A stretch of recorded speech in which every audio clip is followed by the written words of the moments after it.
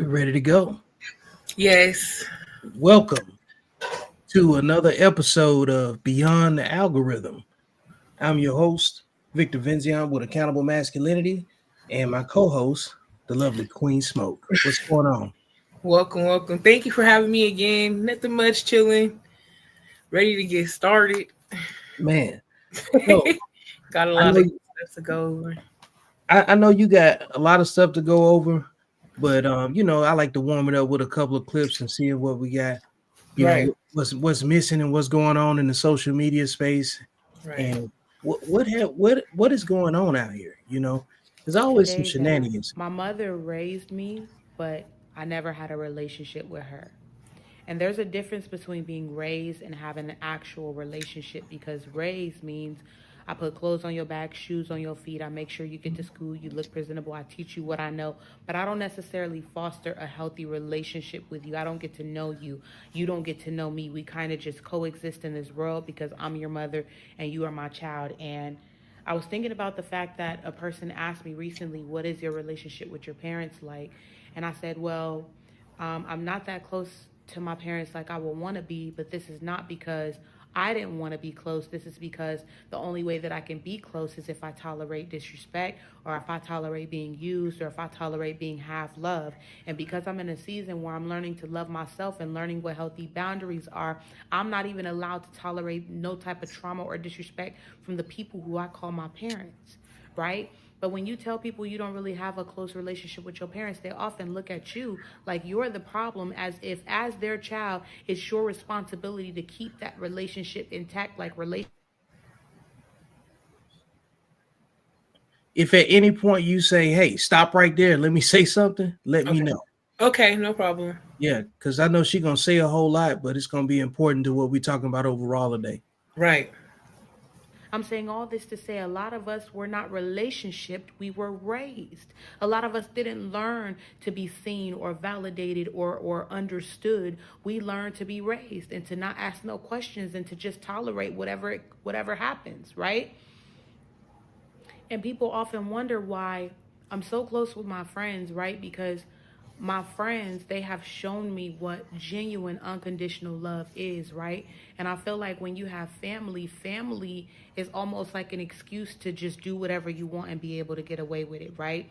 Your family kind of will just disrespect you, abuse you, treat you any kind of way under the premise of, well, that's your mom, that's your dad, that's your sister, that's your brother. They feel like they don't have to treat you right. They don't have to respect your boundaries. They don't have to see you. They don't have to support you. You are family. They don't have to do anything for you except be related to you. But here's the thing, relatives don't mean relationship. Just because they're related to you doesn't mean they have a relationship to you. And this is why when you have people in your life that meet you as a stranger, but then soon become your friend, you begin to feel like that's your actual family. But I'm saying this to say, y'all gotta stop shaming people who don't have good relationships with their parents. It's not on the child. 9 times out of 10, if a parent and a child has a messed up relationship, it's something the parent did or didn't do. And we don't like to say that, right? But the child is only as much as its parent and the one that's bringing them up, right? And I know I'm going to get a lot of backlash from the moms and dads who feel like I did the best that I can, but sometimes the best that you could do was still not good enough. Sometimes the best that you could do was still trash. Sometimes the best that you could do still results in trauma. Sometimes the best that you could do still results in your children being wounded from you. Not because you meant to, but because your best was rooted in trauma, because your best was determined on your parents' best and your parents were abusive, right? And I had to tell one of my sisters this maybe a couple of months ago, that when she said my kids should be happy that he didn't get the same treatment that we got, because when we were coming up, we were getting beat, we were getting done dirty, we were getting this and getting that. And I had to remind her, I said, sis, don't raise your children based on the premise of our parents because we didn't necessarily have good parents, right? If you measure your parenthood based on our parenthood, you will still abuse your child because you shouldn't be comparing yourself to parents who abused you, right? You shouldn't be saying, oh, well, my kids got it better than I had it because I was getting beat every day, but you verbally abused them, right? If you're going to measure yourself up against any other parent, it should be the ones who you know are really 5-star parents, slow to anger, very patient, talk to their kids, have relationships with them, but do not measure your parenting to your parents' parenting, especially if your parents were abusive, because you will end up passing down abuse to your children based on the premise of saying, hey, at least you didn't get the upbringing that I got. But I'm saying all of this to say, just because you raised your kids didn't mean you established a relationship with them. I'm also saying that when you meet a person who doesn't necessarily have a close relationship with their parents, it's not because they didn't want to. It's not because they did something wrong. It's not because something is wrong with that person. 9 times out of 10, they've tried to foster healthy relationships with their parents, but for whatever reason, it failed.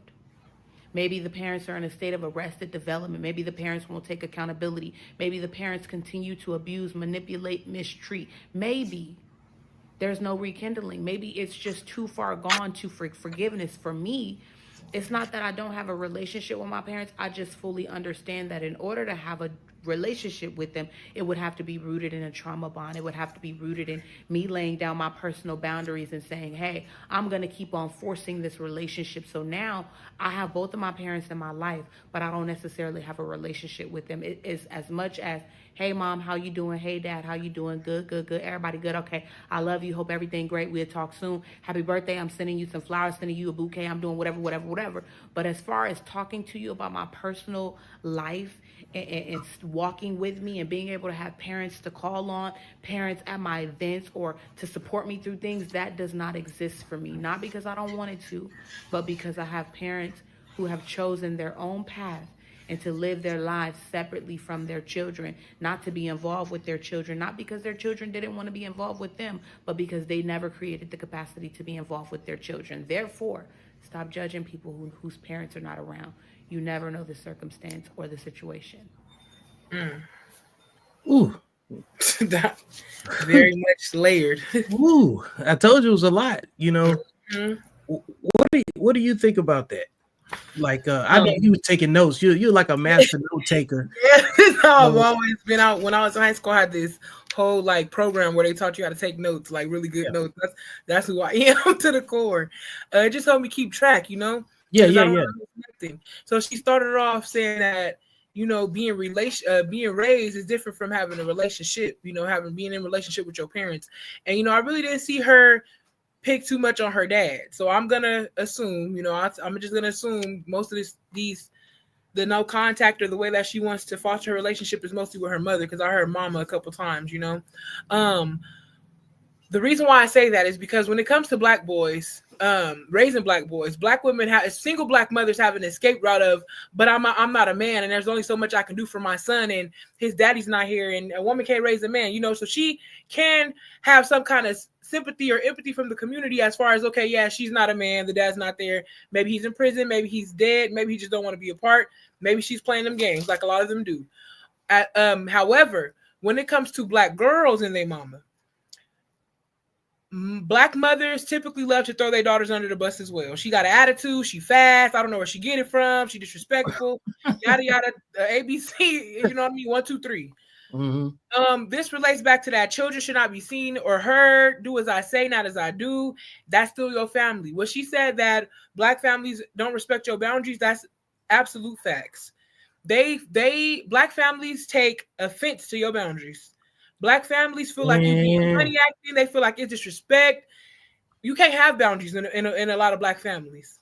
They feel like young kids, even if you're a child, there's a lot of young children, period, are going to model you. They're going to watch you. But so many children are so intelligent beyond their years. And sometimes it's just due to the fact that they had to grow up fast and that they're watching people doing too much. They're getting exposed too early. But when that child starts calling out their parents, I start calling out my parents around 8 or 9 years old. I knew what everything was. Hey, daddy, you drinking? This is when you confront your parents with themselves. That's you. Yeah. And then what do they say? They feel like a kid can't check them. Black people feel like, especially black elders, black people feel like children cannot check them. And most importantly, the favorite black line is I turned out okay, but I turned out okay. Despite everything that set you back, despite all your depression and the things that you wish was better, instead of being the parent that you needed and the parent that you wanted, y'all do the same things because it's different to unlearn and relearn. It's easy to just stick to what you know. But as a black parent, you cannot grade your own paper. That's up to the children. So when your children are, and the thing about no contact, excuse me, so many black parents, they feel like they're the victims. Oh, I'm the victim. I'm the victim. Just like she said, the community. We're not going to talk about nobody but our community. That's your mama, though. Time is not forever. They never check the parents. Go get your children back. Go say sorry. You know what I mean? It's never about the parents are all, especially black mothers, going to always be protected. Because like I always said, like I said last week, mama is God in the black community. She's above God. So who going to check her, boo? That's their main, you know what I mean? That's their. Hold up. I got the.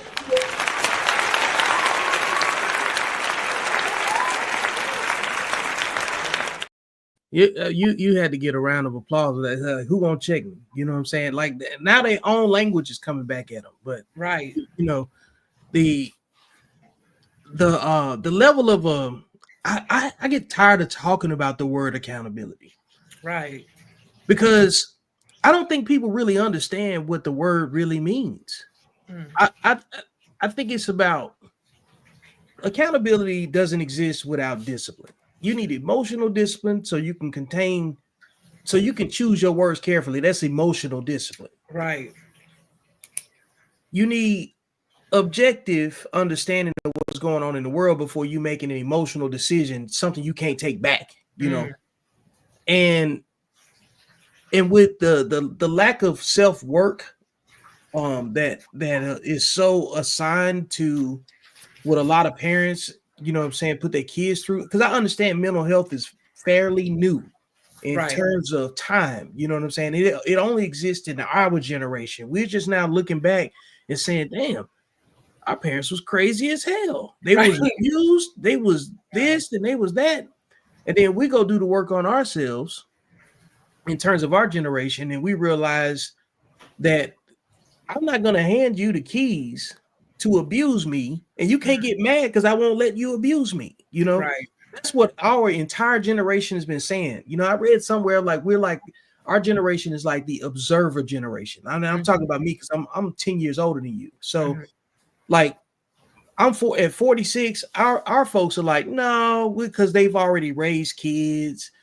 The kids is in college. They either married, you know, got adult lives, and then they're comparing their parenting to the way that they were parenting. They're like, man, hold up now. You did some stuff that was just wrong. Right. And it was abusive. And you didn't have to talk to them like that because like a lot of these folks that I talk to, they have gotten to the point where they say, man, I talk to my kids. They want to be my friends. And you know what I'm saying? I did it the right way, you know? And then on the other end, they try to take that same energy that they've been having their cup poured into by their kids, and they try to pour that back into their parents' cup. And so, well, for whatever reason, it never works well with the daughters to the mothers. They never get the reciprocation from that, you know. So they never get a chance to really experience, you know, being that child that gets embraced again, you know, because that time they spend parenting goes by very quickly. That's the truth. That's the truth. Like I can see it because, you know, 20 years goes by quick. It wasn't that long ago that you could just think about what you know versus what you know now versus what you didn't know then. Right. And then you throw some social media on it, and it goes by even faster. You're not lying. So, but yeah, that's an awesome rundown that you gave for the notes that you took. So we're gonna move on to the next video. Okay. I made a video simply stating to please not bring unwanted babies into this world by men that y'all know for a fact are married. I didn't say don't bring an accidental baby in the world by a man that you did not know was married. I did not say bring a baby into this world by a man who forced you to have the baby. And I for damn sure didn't say don't have a baby by a man that you had no motherfucking clue was in a full fucking family. I didn't say that one time. I specifically said, do not bring a child into this world by a man that you are 100% in the know of. He has a motherfucking wife, he has a girlfriend, or he is already playing father with his motherfucking baby mama. That's exactly what I said. And you want to know what my comment said as a counter argument? Well, that nigga knew he was married before he laid down. We always want to place all the blame on a woman. That's so sad. That's not no girl thing. Y'all always want to have men avoid accountability. That ain't that. What the fuck? He knew he had a wife before he laid down and opened her legs. And y'all want me to believe that y'all not the fucking turkeys I'm talking about in my video.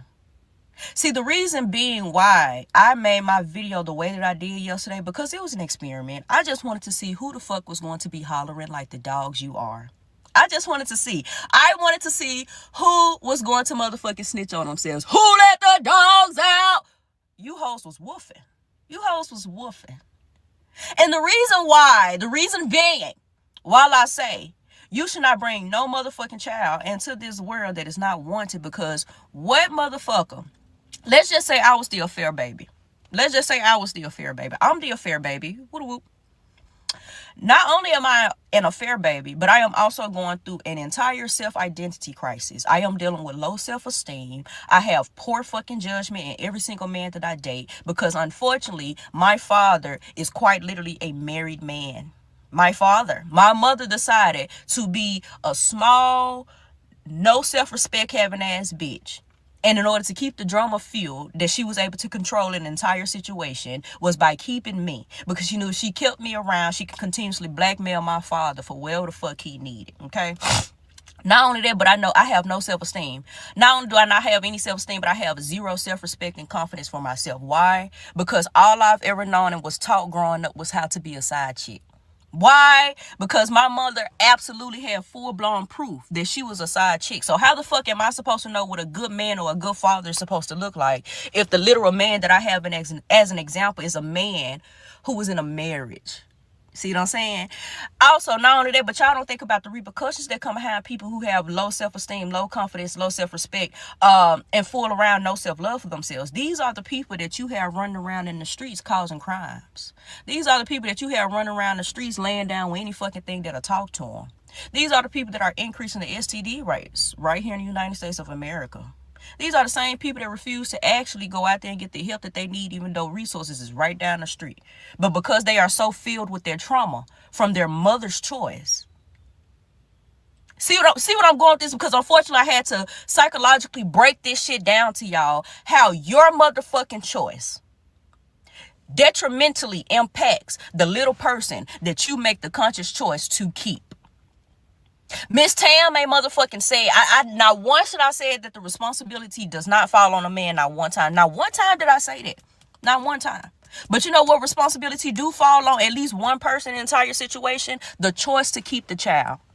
The choice to keep the child. So by all motherfucking means, you as a woman in a predicament as such, get rid of that motherfucking baby. Stop getting your ass online trying to avoid yourself of accountability by placing all of that accountability on a man that did not go out there and fuck himself and create it. He didn't go out there and fuck himself and create the damn baby. If he did, I would absolutely love to see this shit hit the news. But other than that, shut the fuck up. Stop being stupid. Actually learn some self-love and self-respect for your fucking self before you hop in the comment section honestly only comprehending to respond and not fucking critically think. Because again, we are listening to respond, not listening to actually think. We're listening with our cootie mama and not with our brain. See what I'm saying? Because we always talk about how men always think with their second head, but we don't ever talk about how women use their other set of lips to fucking smack their lips. See what I'm saying? They love to smack these, but they use the other set of lips instead. Shut the fuck up. Stop letting these other pair of lips talk for you and actually use your mouth. Use your head, bitch. Use your head.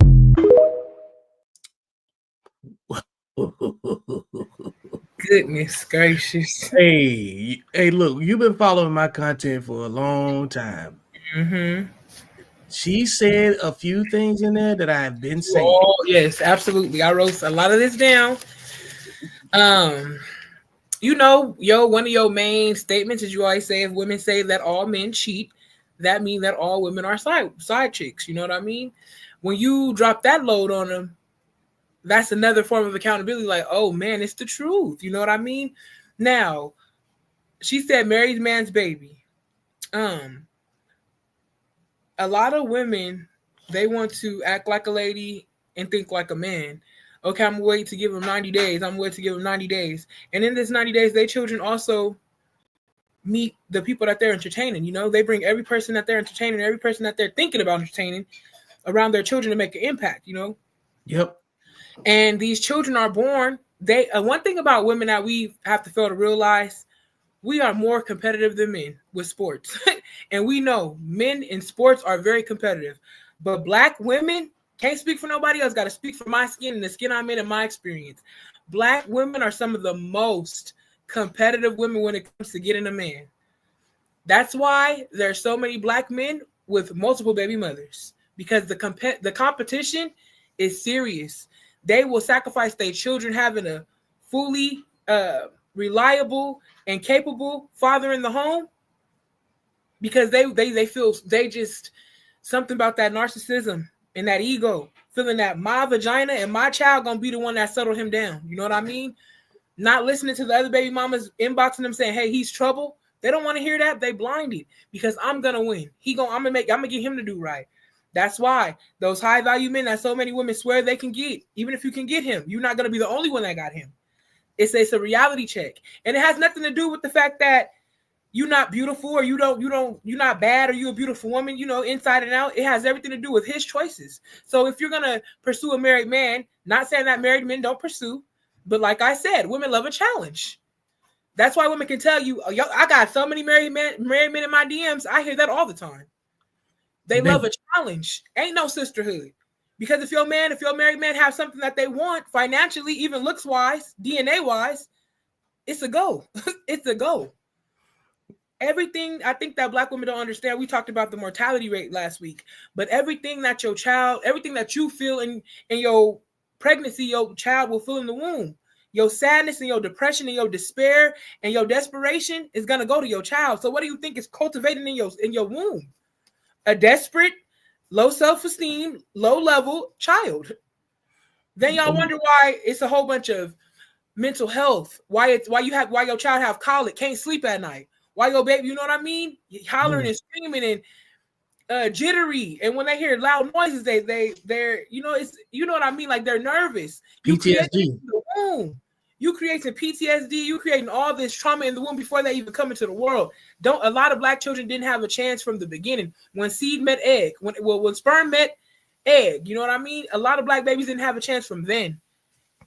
And it's repercussions because a lot of black moms, they still get away with it because when your grown children grow up and they have questions for you, you don't want no resistance from your children.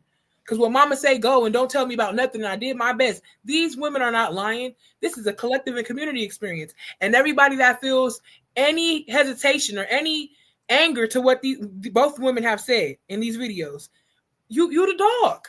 You're the dog. Simple. Man, look. You know some of the things I say. Like I've said women have no code, right? I've been referencing that. And some of the characteristics that are associated with the behavior of women that have no code is that women will compete with each other to get impregnated by the worst men. They will make a baby with the wrong man before they make a sandwich for the right one. Come on, facts. And then blame the sandwich. Come on, man. Come on. You gotta talk about it. It's the truth. It's the truth. I don't see. I mean, like, you know, the other video I had with Tiffany Haddish and that I brought up before, and you know, it seems like it's always relevant in this conversation, like, because we got to keep driving the point home that we've discussed this so much ad nauseum, and at this point, it's like, okay, you know what? Let's have a different way of looking at this. Right. If it's such a conversation and it still makes no sense, and then it still ends up in finger pointing, and you did this and you did that. Let's just nix all of it. Just say all of y'all got a mental illness. Right. Let's just call it that. Like, let's put all of y'all on that side. That's why I say you got sexually disciplined people and sexually undisciplined people. Mm-hmm. And then you got the people that are born from that, you know? And then you heard everything that she described that Right. she had to overcome because of the way that she was conceived and the way Right. that and the lack of nurturing associated with her, journey to adulthood. She telling you she ain't got no self-esteem. That Right. and Right. the irony of it, it takes confidence to say what you don't have. Mm. But because she hasn't had it,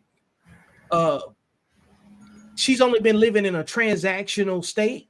Mm. She can't think about that in a transformative conversation or a transformative context, because Yeah. your start point is your start point. I look at, you seen Terminator before?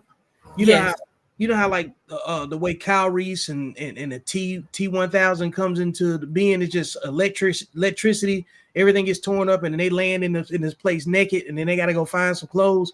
That's Yes. the way we come into the world. Right. That, like, literally, you are born into whatever conditions that were already existing before you got here. Right. So that's your start point, right? And it's up to you, to recognize what's to your advantage and what's not, and make adjustments. The hard part of that is the shame and the guilt that your parents brought you into the world in. If you come from a situation like this, and them trying to cover it up and distract you, like, hey, look over here. Don't look at what I did. Look over here. And then by the time you look at it, you've been used, played, manipulated, and then when you discover it, which so many people go through, and they look back and they say, damn, now I gotta go no contact with you. And you're mad because I won't give you the keys to my emotional bus to crash me anymore. Very true.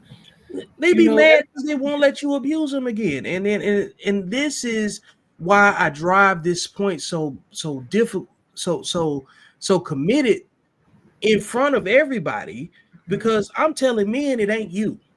Mm-hmm. Now you got your own problems with your parents and your upbringing and stuff, but they affect you in the same way, but you behave differently than they do.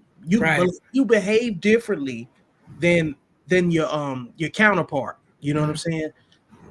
This hurts women in a different way than it hurts men, because eventually men are going to meet their maker in some Right. kind of way. They're gonna meet their maker. They're gonna meet the judicial system. There's an accountability for that. But women are living in a mental prison based on the expectations of the parents that raised them and the lies that they raised them with, the shame that they raised them with, and the guilt that they raised them with. Definitely. So you're going to see a cycle of women that never trust each other. So what does that cycle look like in little girls? When they go to school with each other, they fight, they compete. Bullying, fighting, absolutely competing, can't get along, yelling, screaming, no emotional regulation. Teacher tell them to do something, they falling out, throwing tantrums. Very stingy, very selfish, don't want to play fair. Bullying the boys too. It ain't just other little girls. Now we in 2025, I have 9 black nephews. You know what I mean? 2 high school age, 1 middle school. No, 2 high school age, 2 middle school age. The rest in elementary, and then a couple babies. Yeah. But my nephews have had altercations with young black girls. Where of course my nephews, they don't touch them because they was raised, but we a family that say shit. You know what I mean? Now you gotta be like, hey, look. You gotta punch in the throat. 2 specific instances that I can remember, like yesterday, my nephew, the second nephew is gonna be a senior. They're both gonna be seniors, but my second nephew, when he was in middle school, he was like 12. We got a call from the school, and some little black girl bust his nose open in the class. I said, well, what happened? He was like, it took everything I had in me not to hit that girl, but I just, he's like, but personally, just his personality, he said it's not in me, but he said it took everything I had. And he's so, when I tell you, the most mellow, calm, cool, collected, very easygoing young man, it wasn't no trouble. So I told him what happened. He said we was just bagging in class, everybody bagging. I told her, like, You can roast me all day. She was talking about his hair, nappy headed nigga. Da, da, da. I'm being, throwing it out there. A little 12-year-old girl. That's how she talking to a young black male, a little nappy headed nigga. So he said, okay, but when it's time for me to roast and talk about how she's unclean and how she don't do her hair and how she smells, you know what I mean? He sees that this you want to fight, you know what I mean? He said, but it was all fair. It was fair. It was equality, Yeah. So the school called us, and my family, we go deep. All of us go up there. Mother, father, grandparents, we up there. We want to know what's going on. What have we done? Because had the tables been reversed, my nephew would have been in jail. You guys would have been calling us, telling that you arrested this black boy. You understand? So we go there, and they're nervous. They don't be. They're not. One thing about it. Be there for your children's school. I'm sorry, this is just a side note. Be there from kindergarten through college, because they're not gonna play with your children when they see family shows up. So they was already, we're on it. We're on it. That was on it. She ended up getting expelled. They said she was always having problems, but I know for a fact it didn't start at 12. That's her training. That's her upbringing. Second instance, it was like a biracial little black girl. Her hair was very unkempt because her mom was white, her daddy black. And my nephew said the same thing on a bus. I think he was around 13. This is like the next year. Same situation. He said they want to bag and hang with the big boys. Me and my friends joking with one another. Men, y'all do it all the time. It's just jokes. Okay. Yeah. You know what I mean? So we're bagging against each other. He said she just insulted me out of all the boys. He said, I didn't take it personal, but when I come for you, be ready to deal with it. He said something about her being biracial. Go get a black woman. I have black aunties and they can do your hair because you look a mess, She dug his whole face up. I still got the picture. Like, he had so many nail marks in his skin. Dug his face up. Face was swollen. Like 4 or 5 nail marks in his face. A real assault. Real assault. So, he get off the bus and it's a black bus driver. She, letting the kids. She's putting up her stop sign so the children can cross the street. As soon as I see his face, what happened? We're going back to the bus. It's problems. We have problems, Right. So we had to speak to her mother and all this stuff. But her mom was white, her husband's black. But the way in which her mother carried herself, you would think her mama black because the vernacular, the language, the way in which she wants to portray herself, as a mama. Now she mad at her daughter. Little motherfucker, I told you. Da, da, da. How a black woman would speak to a little black girl. That's how she talking to her black daughter. This white woman, so it's the same teachings, the same ratchet ass behavior, the same no discipline as even with speech, So I'm like, yeah, we see where they get it, you know what I mean? And it's just like there's families that's really raising black boys to be all they can be, you know what I mean? Be leaders and know how to hold their anger and know how to express themselves. But then you have a whole same age of young girls being raised to be real niggas, and it's not gonna work. And you wonder why our black boys don't want to date y'all. I'm being honest, because I have the same conversation with my nephews. I would love a black woman. They're both 17 years old. I would love a black woman. It's always but. They don't act like y'all. They don't act like the women in my family. I would love a black girl, but I'm telling you, my nephew's telling me they smoking on campus, they drinking, they be coming with bottles in they Stanleys. He is in high school.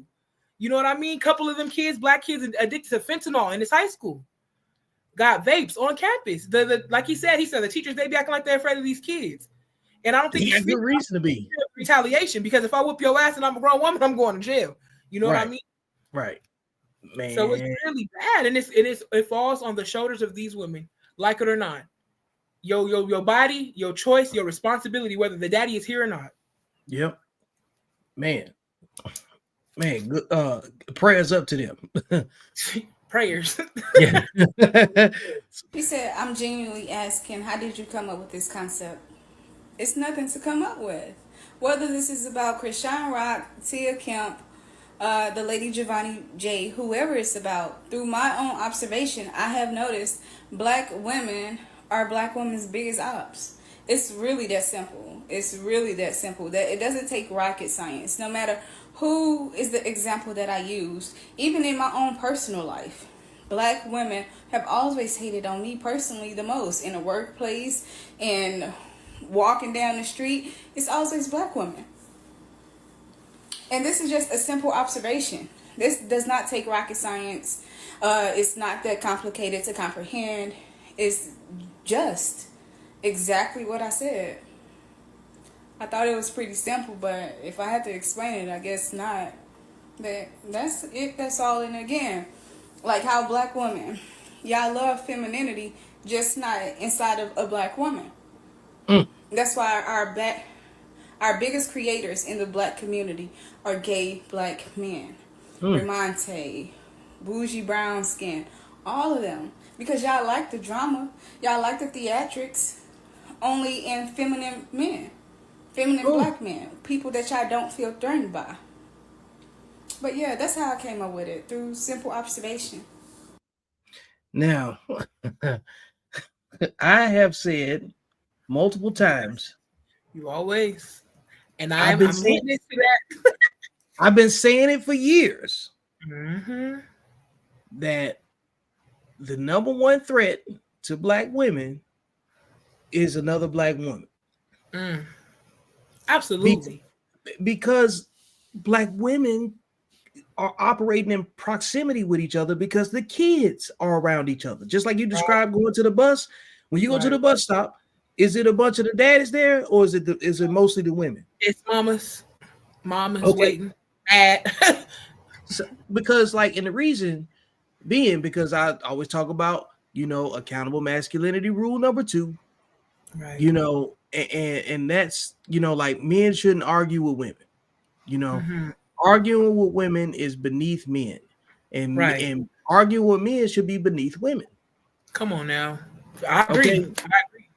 So and here's the rule in case anybody else needed to see it. Women have their own issues, and so do men. We can learn to mitigate our issues by observing the conflict management skills of women. And the background of me saying that is that if you watch women argue with each other and communicate with each other, you will quickly understand that women have major problems with women by themselves. They don't need men to be part of that. So if she's combative with you, she's probably combative with everybody, because if she doesn't see you as a person that that's worth respecting, to the point that then she doesn't see you as a threat. She sees you as being harmless. You need to treat, and I'm saying that to men, you need to treat women that are combative with you as they don't see you as, they see you as being harmless, and they see you as a physical equal. And the only reason that they feel this comfortable is because they know that they can call the police. Facts. They know that they can lie and get a result. 1,000% facts.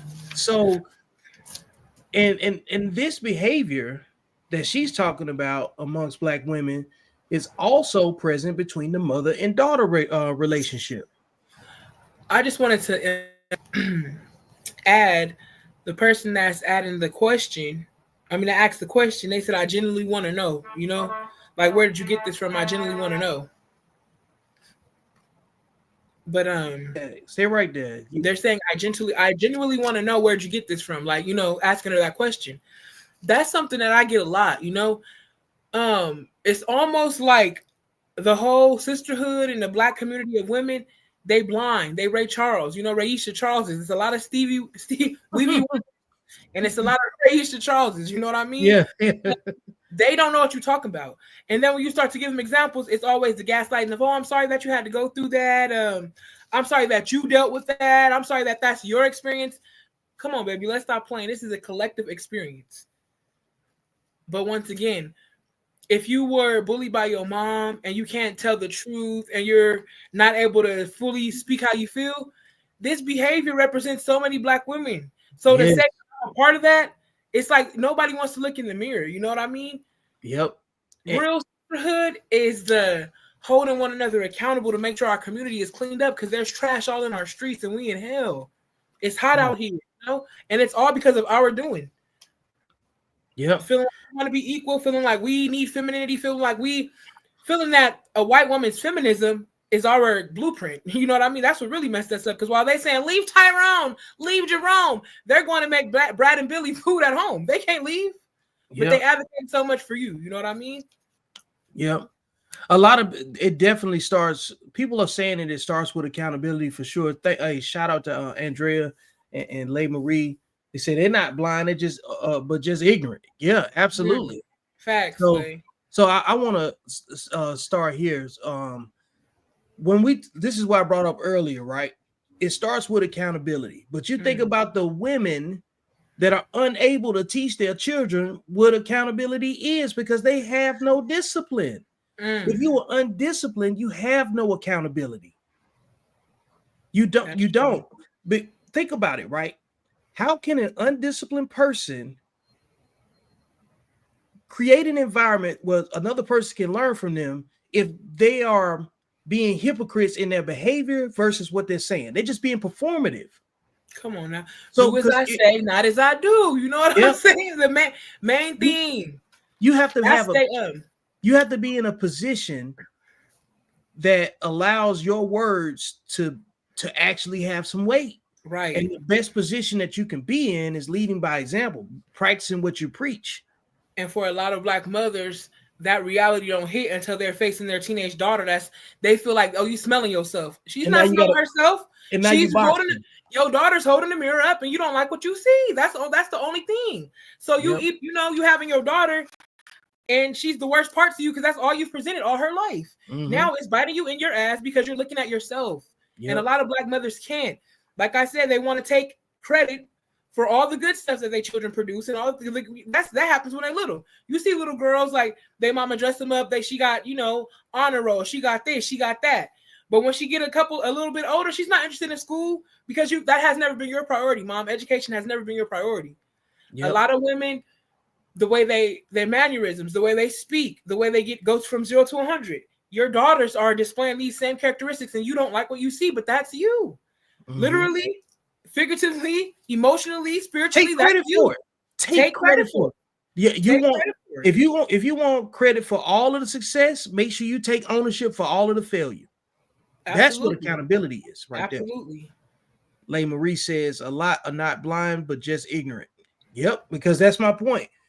If you got an untrained mother that has no discipline, how is she capable of raising a child better than her? You cannot replicate something you never seen. Horses and zebras look similar, but they are not the same. So you got to get a hold of yourself emotionally first. Absolutely. You got to hold yourself accountable. I get that too, but you still got to make a disciplined decision because people's spectrum for what accountability means, it doesn't mean anything if it doesn't have any discipline in the background. True. You know. Leigh Marie says sometimes a Black woman's first ever bully can be their mother. How many times have I bumped that post and brought that back up? That's the foundation of why Black women don't trust Black women and say that, oh, most of my friends are men, because mama was my bully from my weight to my hair. And I read something one time that a Black girl said that when she started puberty, that her mother didn't even want her to get deodorant or like good perfume because she said, oh, you being fast. Like she said, even my hygiene, my mama was denying me my hygiene. But it's not even about that. It's competition. Because mama done did some things. One thing children do, we learn. A lot of children repeat, but there's some children in Black households that absolutely went against the grain. They're absolutely the black sheep, which I always say is the goat. The real goat is the person that could be the black sheep and don't care what the family think. You know what I'm saying? A lot of Black girls were steered wrong, and they were took to the middle of the ocean by their mama and dropped without no life jacket. And while mama lived her life, because she knows the government resources she gonna get, she knows how to trick and sell that body for a man or whatever, how she get it, how she lived, but her daughter is so ill prepared. Now, if the daughter is interested in college, mama don't know nothing about that. Black mothers got to understand you're teaching the life skills. For the first 5 years, you're responsible. You're responsible for, life, but I'm just saying. The foundations and the fundamentals that your children learn about what's important, about how to carry themselves and about how to show up in the world and about how to get along with others. Your goal as a Black mama is to raise a productive citizen that can get along with society and the members in it. You know what I mean? Yep. But you guys are raising terrorists because you guys are terrorists, and they've seen you guys terrorize their fathers. They see you guys terrorize their female family members, and they see you guys terrorize other Black women. You have a friend, you teach your daughters friendships because you'll be sitting there with your friend. And as soon as they leave, you're talking about that woman that just left your house. Your daughters learn how to gossip from you. They learn how to bully from you. They learn how to terrorize men from you. It's the truth. You can't blame a father that's not there. You can't blame somebody that hasn't participated in raising a child. Come on now. You cannot blame who's not there. I've been saying you can't. because If men don't get, like, think about this, right? You can only be responsible for what you did. Right. You can't be responsible for your absence sometimes.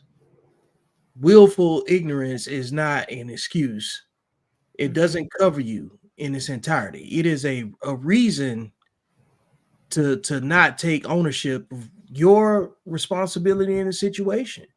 Right. And in this age that we are right now, we have to push back against everything. We have to, because men have taken too much blame without women being part of the conversation, in my opinion. You know? Definitely. I agree. Especially black men too. Like black Yeah. men, when it comes to the totem pole of men, black men catch it all.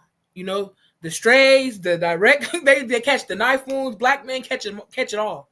They Yep. catching all the smoke for the Yep. whole race, for the whole, gender of man. The black man gets, we talk about the black woman being the most disrespected. Oh, Malcolm X said, I think in 2025 it's the black brother that's the most disrespected. And these men are supposed to still show up for families where the women only respect them based on their income, based on their looks, based on how they can make them feel. When your happiness is when you're in control of your own feelings, you know what I mean, your own emotions. So I feel like our brothers are getting the short end of the stick collectively. You know what I'm saying? When you talk about a sisterhood, when I think about a sisterhood in my mind, I'm thinking about black women, elders, middle-aged women, young adults, teaching the younger girls how to carry themselves, how to act, how to behave, about love, life, responsibility in the household. That's personally for me. Mm-hmm. Not agreeing, condoning, and justifying all the fuck shit that we see. That's Yeah. not sisterhood to me. Yeah. And that's exactly what the sisterhood is about. You Who know, are the you most. to tell us how to dress? Let me just tell you before you say your next No, point. you I go ahead. knew the You keep sisterhood cooking. was cooked. The sisterhood was cooked when they told Felicia Rashad to mind her business. That's when I knew. You bitches don't respect nothing. You bitches, you are from hoes. You have to be in the lineage of hoes for you not to. This is a graceful, classy woman that has had 3 husbands. I didn't say 3 baby daddies. I didn't say 3 niggas in her life. I said 3 husbands. So no matter what happened, no matter who she continued relationship with, she made sure them brothers put a ring on that finger. Someone that has like I feel like has been like a role model for me growing up. Seeing her, I saw myself. The way she spoke, life into her children, into her man. Like I wanted to be Claire Huxtable. I wanted to be just like her. Mm-hmm. All the movies and the roles she played, just being so friendly, so kind. And then Debbie Allen, I also loved her from the Dance Institute. You know what I mean? Just always for them to be sisters. You see pairs of sisters. You see Jada Waiter and her sister. You see these sisters like influencers. They were my influence growing up. Very dainty, very feminine. The things that they wore, always leaving something to the imagination, but drop dead gorgeous. You know what I mean? And didn't have to go no way. Didn't have to be nothing but themselves to get the attention that all these women say they want. You know what I mean?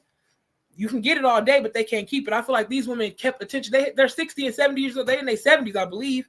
Yeah. And they have kept our attention through 5 and 6 decades. Yep. From the modesty, from the grace, from the class, Never seen them. We ain't never seen them. Never. I think it's an iconic picture of Felicia Rashad. You guys can Google it, of her with I think it was, I don't want to name the team wrong, but it was like a jersey she had on, a little jersey. Yeah, really, yeah. Just natural beauty, you know what I mean? Not too much on the makeup, not too much on the hair, just natural, you know what I'm saying? Drop dead gorgeous.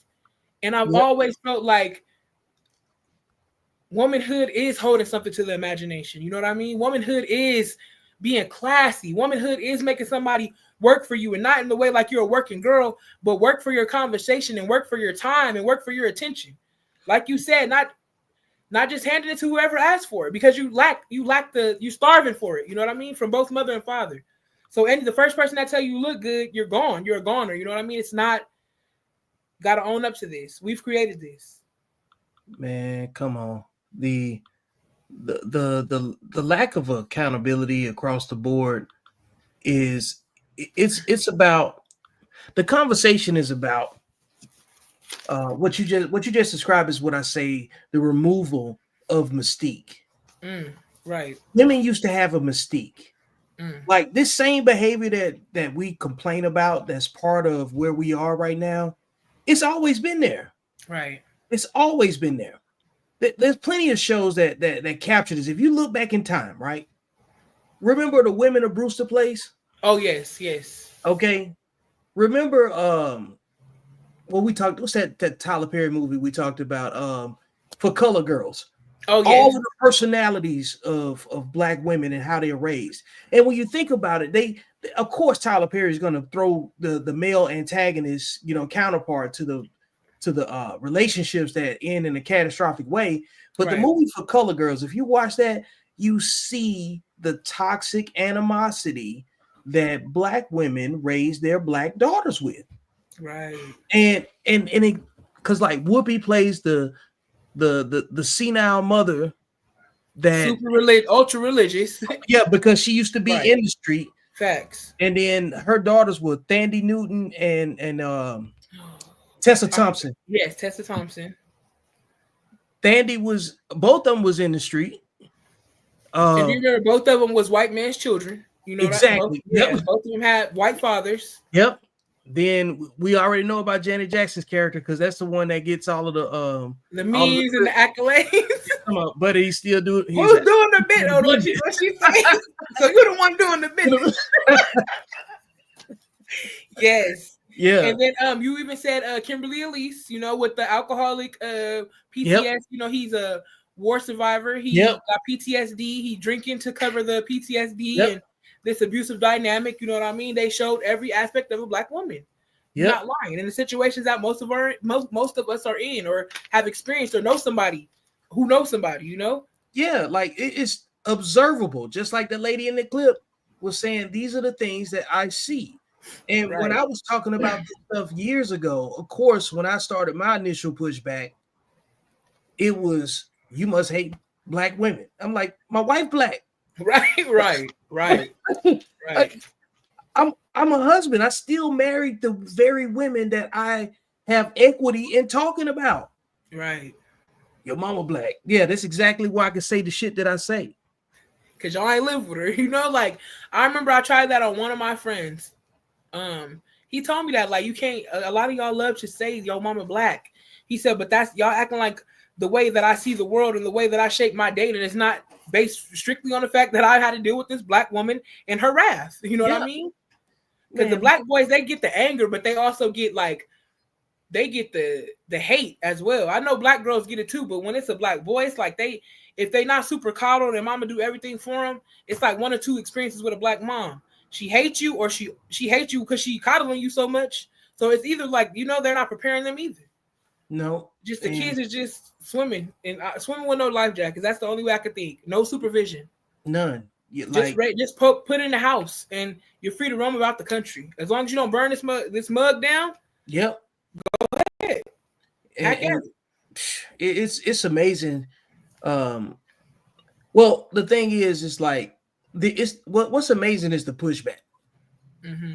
It's not even the fact that it's happening, because we got a means to address it. So I much rather focus on a conversation that puts it in in front of the right people, right? Versus having a conversation with the people that don't want to accept that they're participating in the problem or perpetuating it. That's the main thing. You got to know your audience, right? Definitely. And when we start talking about solving problems, the people that care more about the complaints and the whatabouts, they're gonna get separated and be put to the side, and until they can raise their hand and say, "Hey, this is what I need some help with," then we don't need to pay them any attention. Right. Because I'm still gonna say what I gotta say because you treat each other crazy. What's so wild is that how can the words that we choose to say about black women be more hurtful than the rap music that they listen to? Like, you think about it, right? If I put what I'm saying to a beat and I was rapping it, people be out here like this right here all day.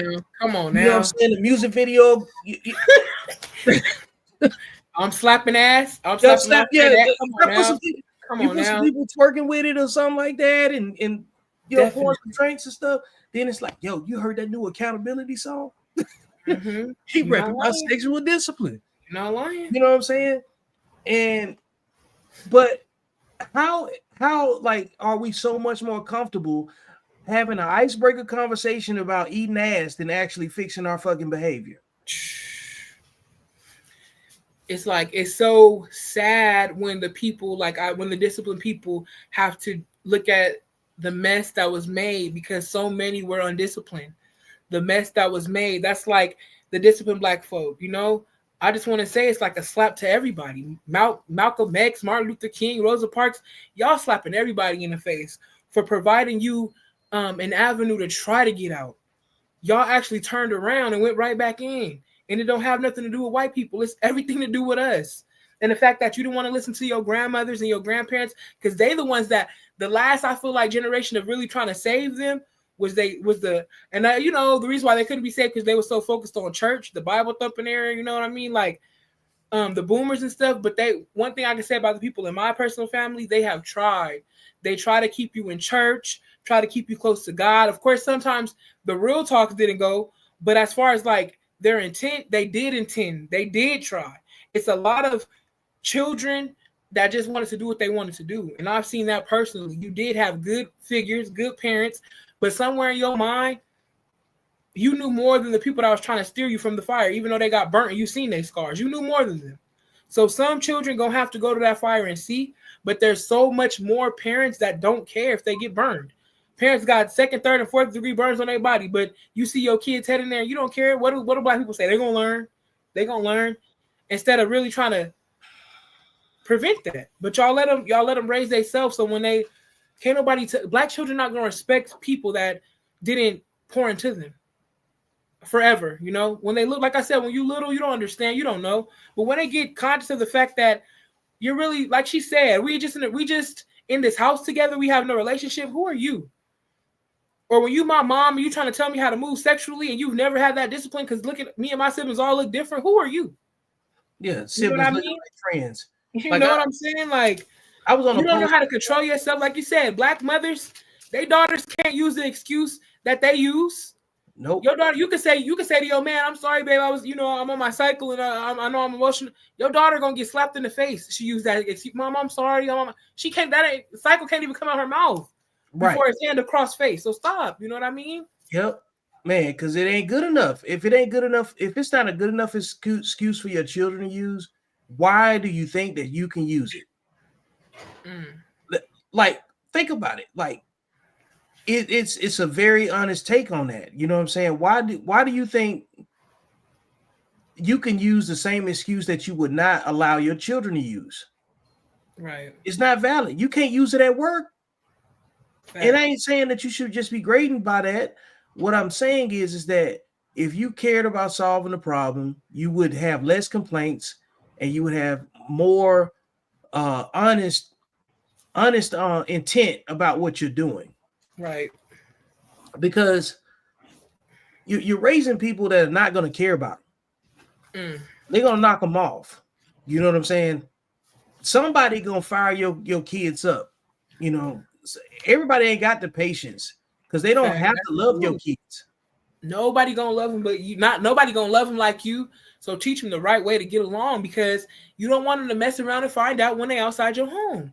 And that could be going to prison or losing their life. Because my mom always said, when you encounter somebody, you could be the reason that they give up by what you say and how you interact with them, or you could be the reason that they hold on by what you say or how you interact with them. I have taken that with me my whole life. I heard that like first grade, and I just always say that I want to be the person that somebody said I held on because of you. You know what I mean?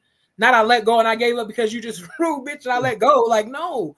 I've always wanted to make that impact. Like, if you have never experienced friendship from a true black woman, at least once in your life when you've encountered me for a day, for an hour, for a moment, that you understand, you know? My mom has always said compliment black women. They don't hear it enough from each other. I've learned this for years, you know? And when I do, it's like they look me up and down. They don't know if I'm being funny. Like, so many black women are bullies. They don't know if I'm being funny when I say, "Dang, sis, I like your shirt." Because you know how many people in their family say, "Why you dressed like that? That's weird. Why you?" So when I'm genuinely complimenting you, they don't know how to receive it.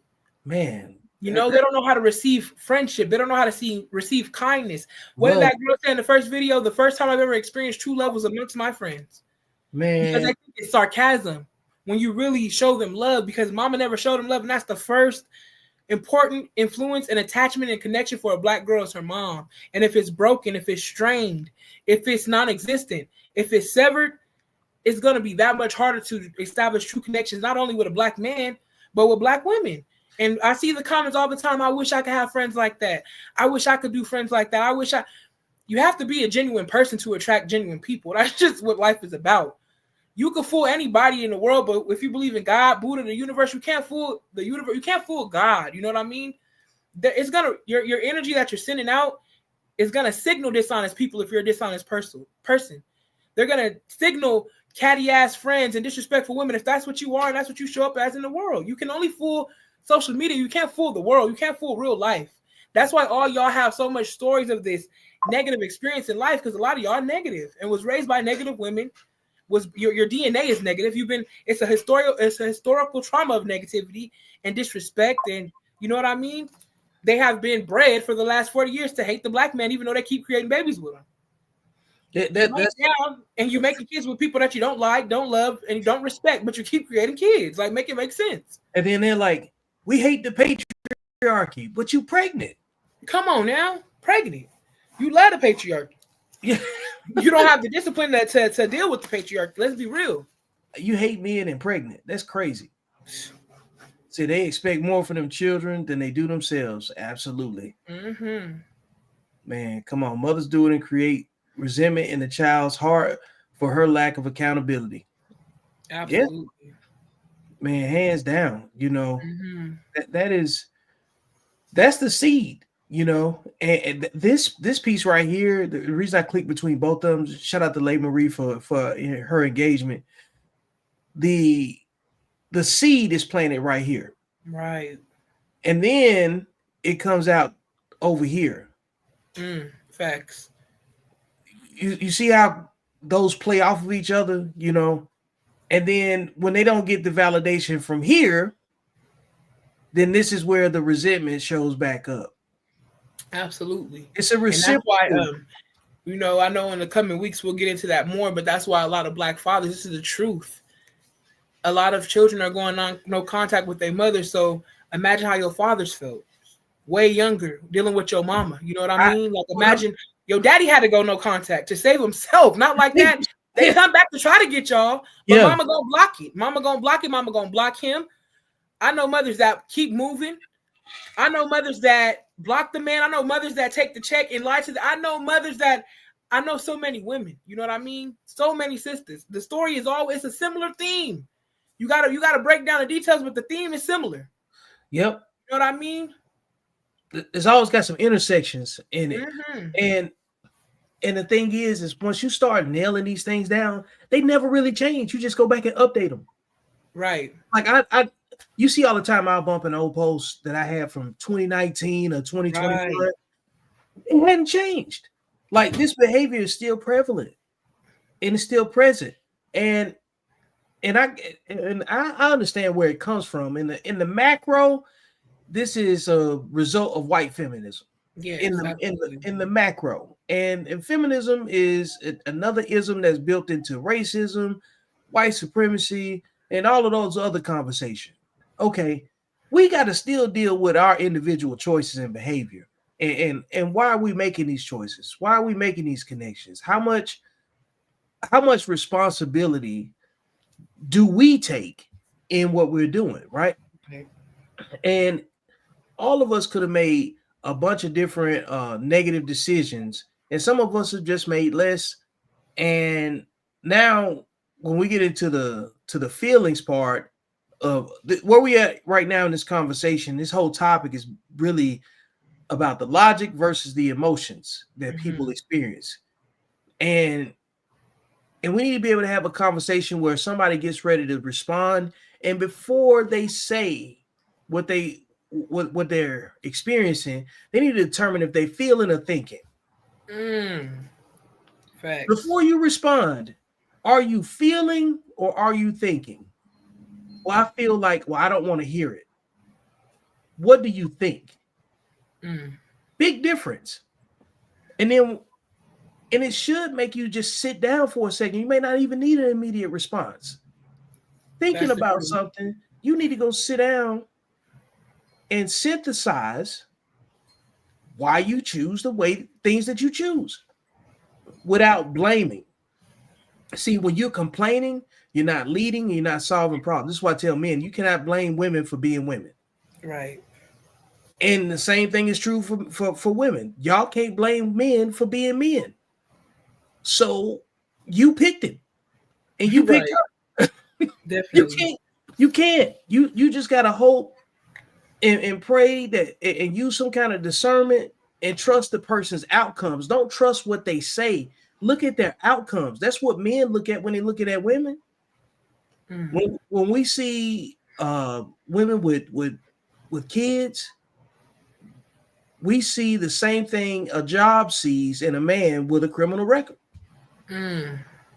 You got 3 kids, like 3 felonies to us. You know what I'm saying? Mm. The same way a job would look at us and say, hey, the pay scale might go all the way up to here, but because you got this on your record, we're going to bring you in at this amount. Right. And your probationary period going to be longer. And we're going to put you underneath some people that really want to fire you anyway. And Right. Right. yes. We're going to put you in a situation where you could be easily sabotaged. And then we get the most out of you with the least amount of commitment. And that's the same thing. And nobody wants to hear about these things. Nobody wants to be objectified, but you spend a lot of your life being objectified. Putting yourself in positions with people that's only going to objectify you. Right. They don't want commitment. You know what I'm saying? And then you're raising and reproducing the same low self-esteem behavior in the children that came out of you with your psychological mindset, and your behaviors are reinforcing their conditioning. That's all you. Because the bond with the father is a psychological bond that the mother has to establish. Because you already got the first 7 years. Like, even when I was talking to my wife the other day, she was like, she talked about, and she put me on some game, man. You know what I'm saying? Like, it's a lot of theories that have to be discussed. You know, the one I text you about, Right. the psychological trait that's already present in women.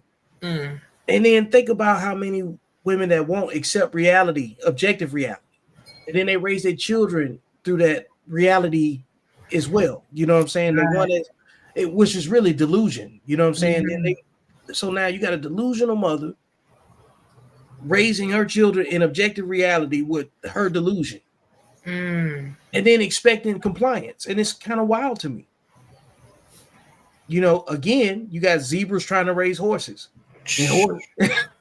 Man,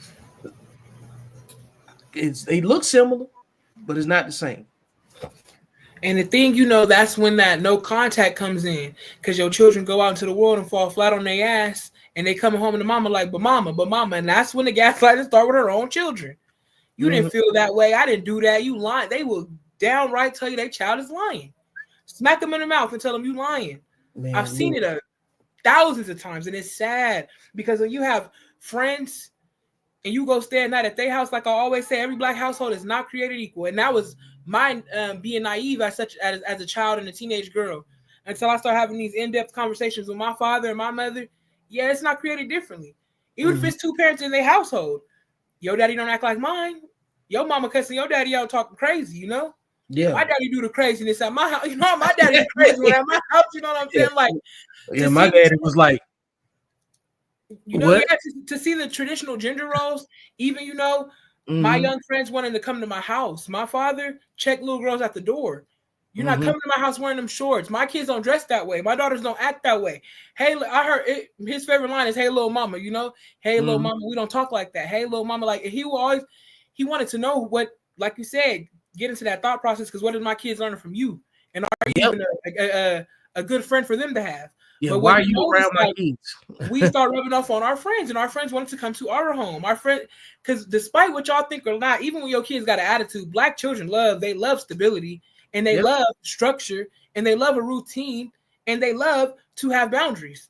They starve for it. That's why it's so many, you know, I'm from Southern California. That's why so many young black girls on the track right now in San Bernardino County, in Los Angeles County, all the way in Oakland. So many black girls. I live by the Route 66. That's where the sexual trafficking is closest to the Route 66, but across state lines. But in California, 13-year-old girls on the track. Yeah. Don't know their dads, repeating what their mamas did. A lot of kids in foster care, over 200,000 children in California alone in foster care, black children. So it's like no one's ready. And people wait, where the daddies at? Where the mamas at? 200,000 children, where the mamas at? Yeah, straight up. Let's be real. Man, look, that 200,000 black children in foster care, that's just was documented. Right, absolutely. That's just what the data that actually records. Right. Which means it's probably 3 times that on the street. Right, you're right. Like so much like children that leave those homes, not happy with them. Guardianship where family have them and only keep the children for the check. They leave. I work in foster care. I work in social services. These are real stories. You know what I mean? Like children feeling like my family. I don't want to live with my grandma because she only taking care of me for a check. I don't want to be there. They leave. They go. A lot of black women give their daughter cell phones so easily, but they don't have love from a daddy, and they type into a grown man. They think it's 16, 17. Your daughters is getting preyed upon because you rather block the relationship with their daddy than let him teach them something. Because why you laying down with a man if he can't teach him something? Why is that even a father if he can't teach him something? Yo, look, and that just shows you where the lack of quality male leadership is absent. That just shows you the absence because in the absence of man, you get a lot more emotional decision being made, and nothing shows you. Nothing quantifies emotional decision making than children, unloved children being brought into the world. Mm-hmm. So, hey, y'all make sure y'all hit the like button over on YouTube and Facebook, wherever you're watching, and we appreciate you guys tuning in. The show is going really well, and we appreciate the engagement. Shout out to Andrea and Leia Marie and anybody else that's tuning in. My boy Jason, he chimed in. He's from I think he's out in Germany right now. So okay, big deal. You know what I'm saying? So now I know you got some questions for me. Yes. So my little intro is like when they say sisterhood, it says sisterhood, but the moment that a black woman doesn't parrot the washed up misandrous rhetoric, or the narrative, then she's a pick-me, she's a traitor, she's trying to get male validation. Is it real sisterhood, or is it just like a trauma bonded group think? That's what I'm starting to believe, So my first question for you is why is it why do you feel when a black woman tells the truth for holding other women accountable, it's always hate? It's never out of love, and it's always name calling and gossiping and trying to ruin that person. I've got women in my inbox like, I'm gonna get you fired from your job.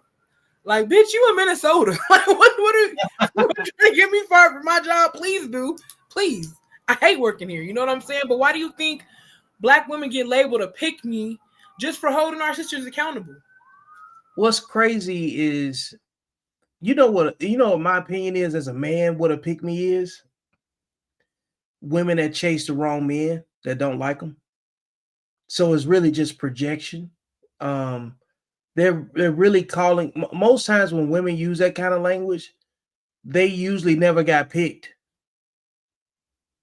They're usually not wives. Wow. They're usually raised by unmarried women. Because why else would you? I don't understand going at someone that you don't know like that. And and the reason I can understand that is because, of course, women don't have no problem with digitally harassing nobody, you know what I'm saying, when they don't like something. Right. But it's the stranger when men you don't know will hit you up. And I've been hit up by men I don't know, you know what I'm saying, threatening me before. And I'm like, man, get your ass out of here with your mama's last name. You know what I'm saying? On, right. Sit down the P-ass fraud. You know what I'm saying? That's how you have to talk to him. You know? Right. Because like, The only reason they do that is because they fit everything that you're describing. Right. And the only reason they feel that comfortable responding that way is because they're usually raised in a family with no men. They got a bunch of aunties with no uncles, bunch of cousins and aunts with no uncles. That's the type of families they come from, man. So the pick me part of it is the fact that they've let so many negative interactions with other women talk them out of their situation, and they chose poorly because they wanted to fit in. Because I think women feel the need to try to be accepted by other women. They would rather be accepted by toxic women than to be picked by men. And good men too. Yep. That kind of leads into my next question. Why do you think it's so like a lot of stories that women have shared with me, through social media, through real life, through connection, is that like they ain't gonna admit it on my platform. I'll be like, come on, call me. Like, go on my back, call me. I need y'all to really. The more we speak and open up about the truth, the more people will feel comfortable to share their story. When you tell me and you say you can share it, but I need you to share it. I'm only telling you. It's better when the storytelling comes from the source. Yep. I'm just a secondary source, but I hear all the time that so many mamas and grandmamas have stopped. They regret, like, allowing their mothers and their grandmothers and their aunties to, a good man has gotten away from them. Yep. I've heard my first baby dad, he was doing everything right, and my mom and them hated him. He never did nothing wrong.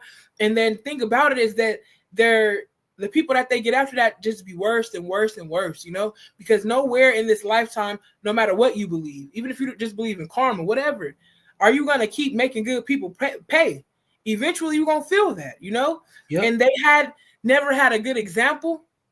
So they pretty much, a lot of them living vicariously through their children. They don't want to see them happy. But why do you think so many Black elders, the ones that are supposed to be teaching, why do you think they brainwash and propagate outside of we already know white supremacy? We know that's a given. Outside of that, why do you think they brainwash them, give them that propaganda and really have them thinking that this man gonna hurt me? You don't even know him. Didn't even give him a chance. Because the truth is, the women that fit that behavior don't respect men. So when you don't respect something, think about it, right? The way they talk about men is the same way they talk about white people. So their best guidance is to tell you to avoid, right, or to extract. But then they'll tell you to go get your own money, and you got to go work with white people to get your own money to avoid a Black man, to not need him.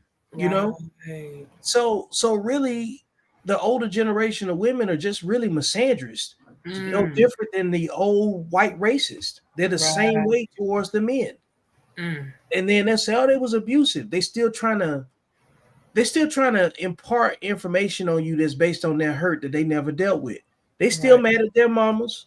They still jealous of their aunts. They still jealous of their own children. Nothing else makes sense, because when I see Black men talk to younger Black men, they don't warn them against from a hateful place. They just tell them, say, hey, these are some things that you're going to see on your path. Right. If you're moving the right way, don't let these particular distractions derail you from off your purpose. Make sure you got a purpose. And then the other, which goes to the other point, then when you talk about women are reluctant to tell younger women to make a man your purpose.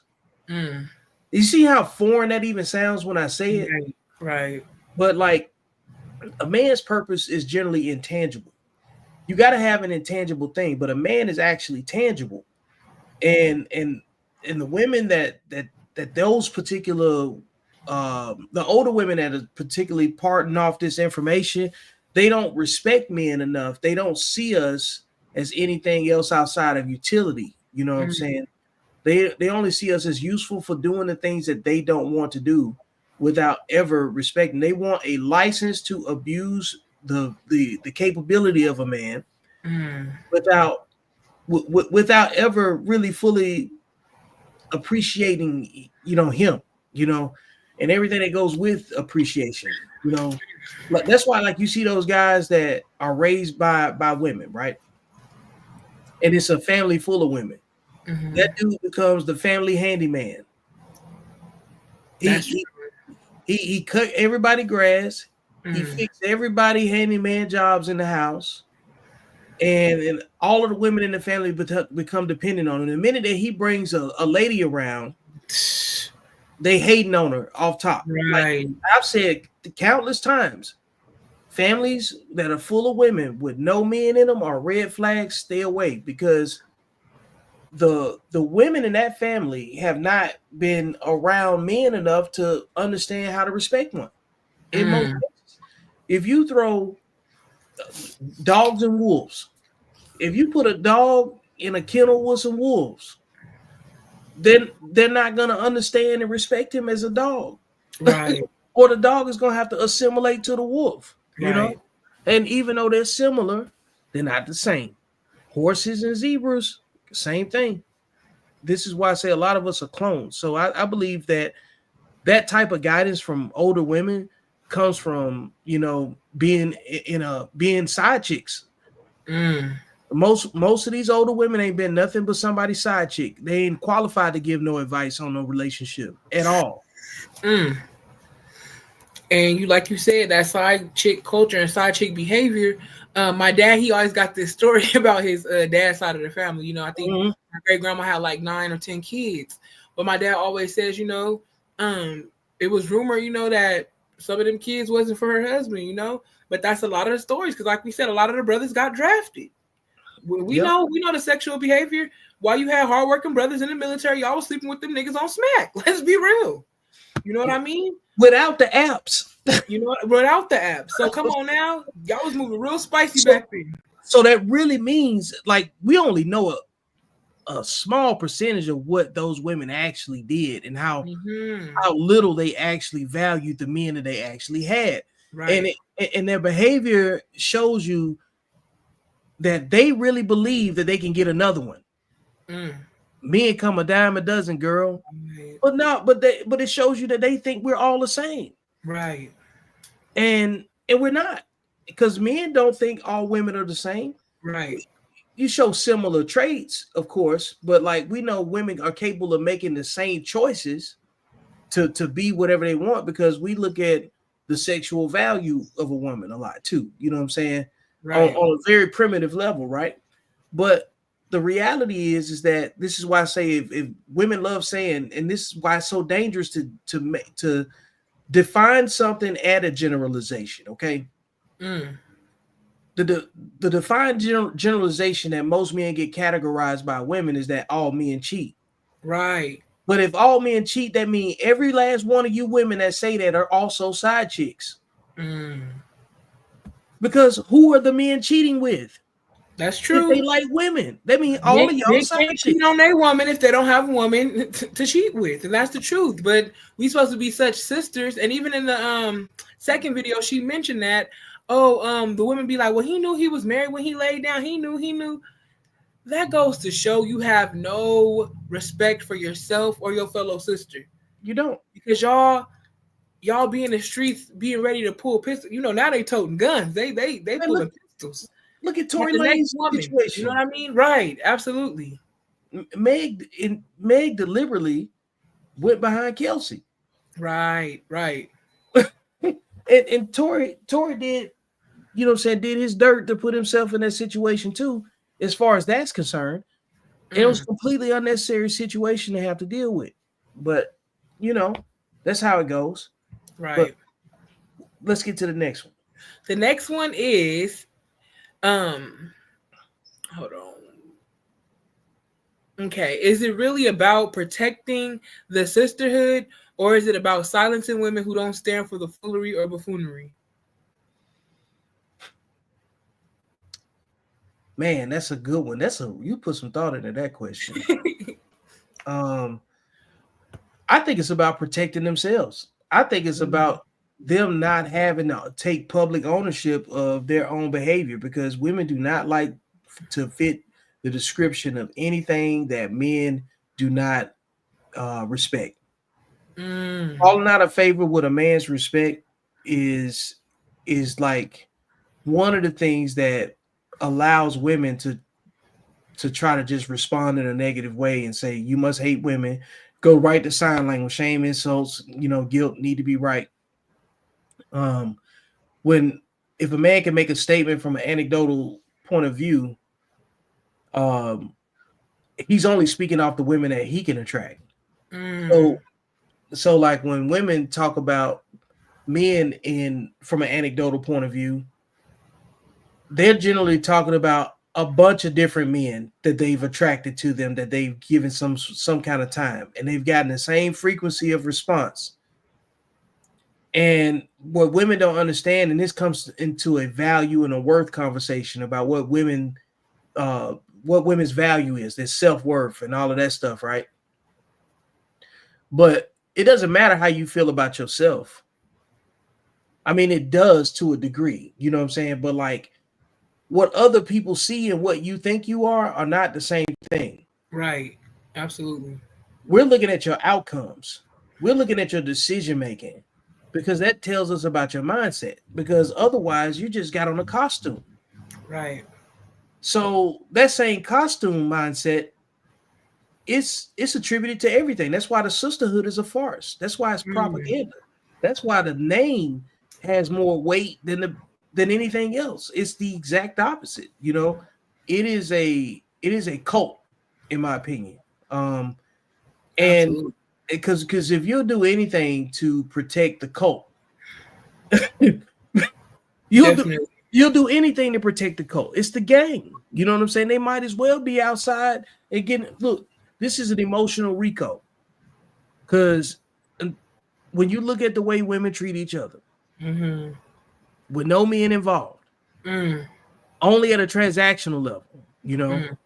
you look at the way they treat their kids. Because if they were doing better without the men involved, then we had to sit back and say, man, you know what? The sisterhood got it together.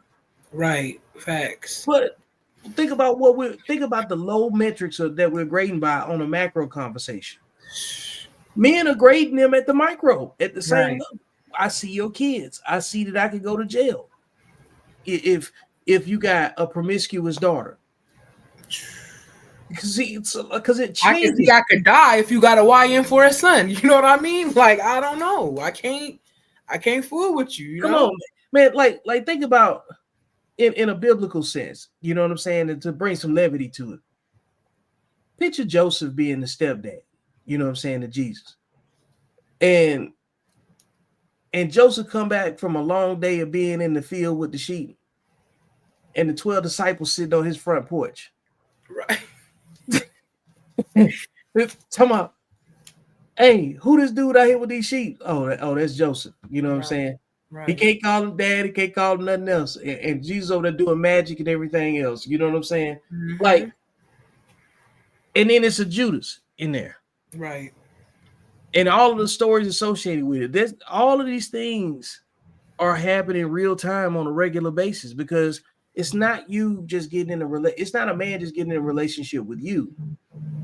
It's getting into a relationship with all of the habits associated and connected to you. It's the family that you come from. It's the mindset. It's the Mm. you say let's go to a family event, and then we get there and you got all of this chaos that you was raised by all in one spot, judging you and showing the man the type of women that culture your family.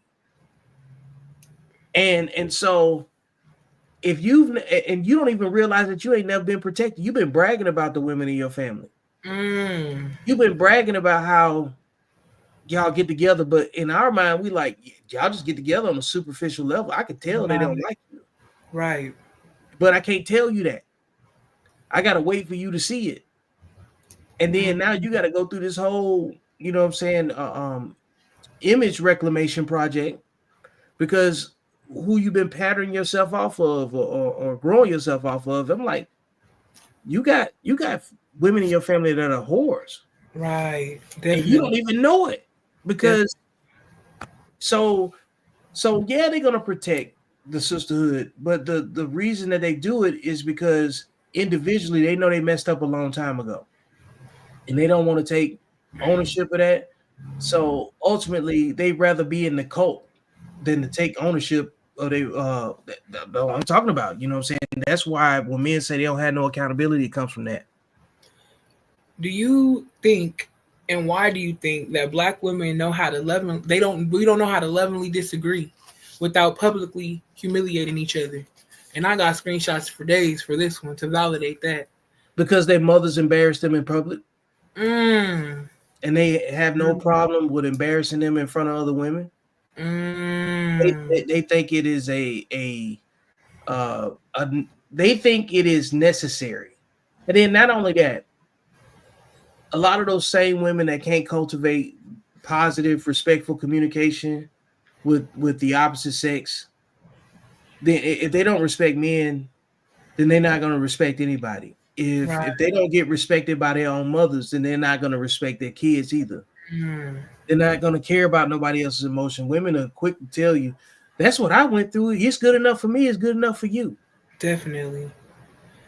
So I just want to ask too for all the men and women out there, because I think when it slaps you in the face, especially when we are two people that they don't know, but we can, like you said, pinpoint the behavior automatically. Give me 60 seconds, I can tell you about yourself. You know, why do you think? Okay, well, what's the line between holding someone accountable and just tearing them down? Because I think the pushback that I get all the time is like, you're tearing us down, like, we know it's the truth, but the way in which you say it, I'm like, I don't. It's not my responsibility. As long as I'm respectful, and I rarely use bitch and hoe, but sometimes, you know.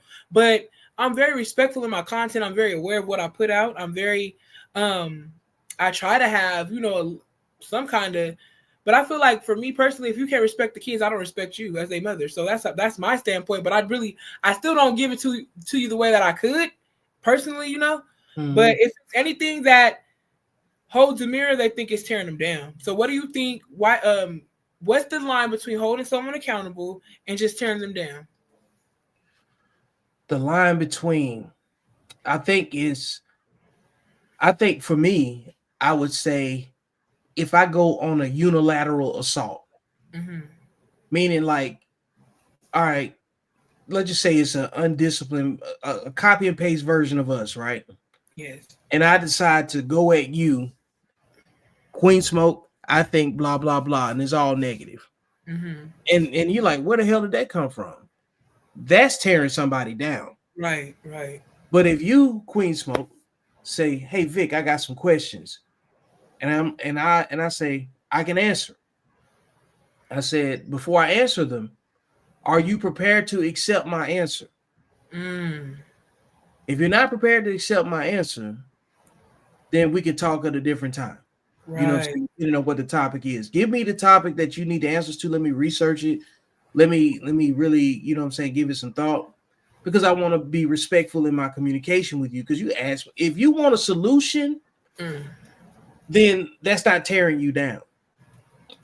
But if I decide to go out of my way to just be, you know, like combative and argumentative and very intentional about insulting you ad hominem, um, and I'm projecting, and we can tell that I'm the one that's really got the problem, Right.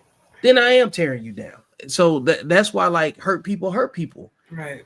Um, but so often the reason I know that the person can ask a disingenuous question, and I might be feeling funky in that mood. I'm gonna give you the answer that I know you can't stand, but it's still the truth.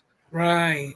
And I need to do that to reveal you to yourself. You're the one that's hurt. Mm. Because like when you start getting these disingenuous questions, well, what about this? Disingenuous. Well, I Right. feel like disingenuous. Tell me what you think. And then we need to figure out why you think the way you think. Mm. So you don't go back there again. Facts. Why do you think femininity gets equated with weakness in black communities when it's often honored in others? Because the women that think that way are usually raised by hurt women, Mm. unmarried women. Uh, they done fought their mothers. They ain't never seen a feminine woman in their life. Mm. So they see it as weak.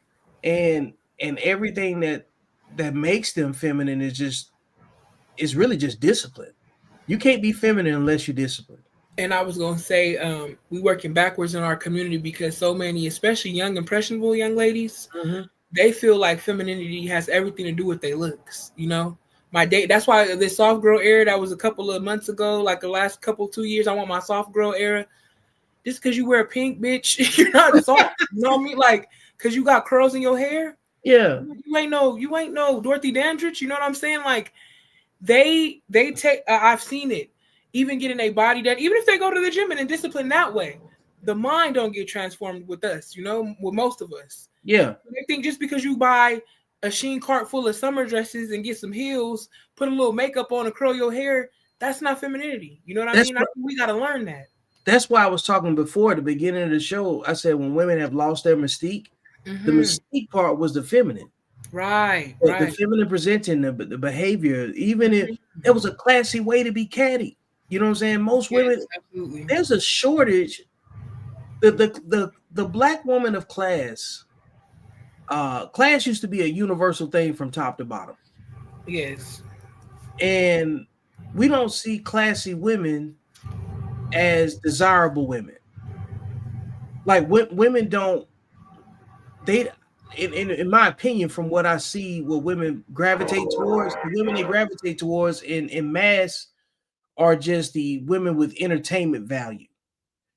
Now, those women trigger emotions, connections for whatever reason, right? But it's not cool. It's not popular. You know what I'm saying in the feminine discussion. Matter of fact, I'll use a feminine a woman that I think is feminine. Tim's. She got shamed by women publicly the same way Felicia Rashad got shamed for. She's still a virgin. She covers her body. People still saying, "Show us your butt," Right, and she's like, "I'm done with music because all y'all want to do is see my butt." right, Nobody wants to talk about India Ari. Nobody wants to. Been plenty of feminine examples of women, but they right. just don't get the same level of popularity. So I think the shortage is tied to a lot of insecurity. A lot of women Mm-hmm. don't believe that they can get the attention that they want if they're covered. Mm.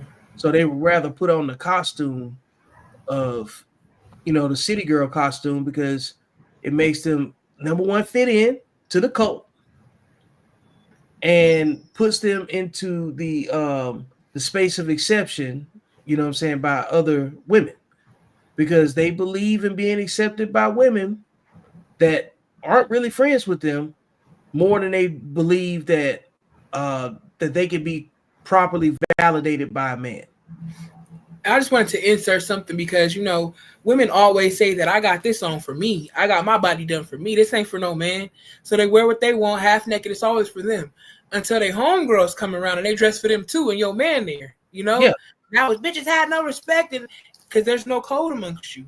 You know what no I mean? code, none. But it just is very ironic to me how even in their own friendships, their own family relationships, the same things that you guys spewing, you don't live by. You don't. You know what Yep. I mean? I have another question. Why Let's do you think admitting you want a partner or or help feels like weakness for so many black women? because they mama didn't have one. Mm. Their mama Mm-hmm. ran their dads off, talked crazy about them, discouraged them all together. I'm telling you, it is literally the same energy that our previous generation of parents put into us about white people. Mm.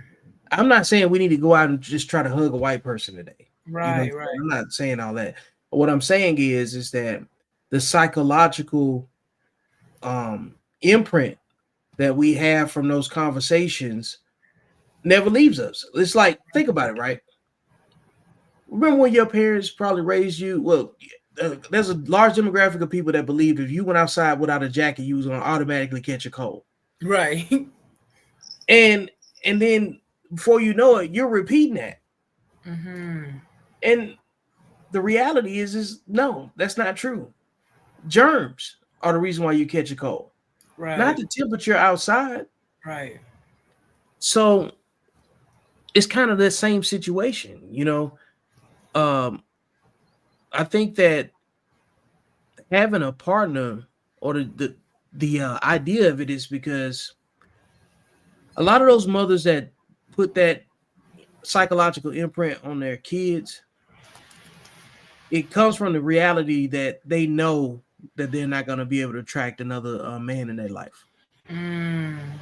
And a lot of those women that do that know that they're not going to have any type of support system, Right. and they make their children obligated to them. It's a manipulation tactic. It's done out of fear, scarcity. Because like, how can you want more for your kid, but then discourage them from everything that you messed up on? Right. Don't do, instead of saying don't do it like me, go like they don't want to go heal and do the work on themselves to be like, you know what, I could have did that differently. Right. There's too much accountability in that. And they don't even want to do the work to say, I'm sorry. I apologize. Exactly. I was wrong. Not black mama. She wasn't wrong. She didn't know no better. That don't mean it was, I didn't know no better. Doesn't mean she was wrong because she didn't know. But And you, what did you say? You always have. You're never responsible for your beginnings, your humble beginnings. You're not responsible for your past.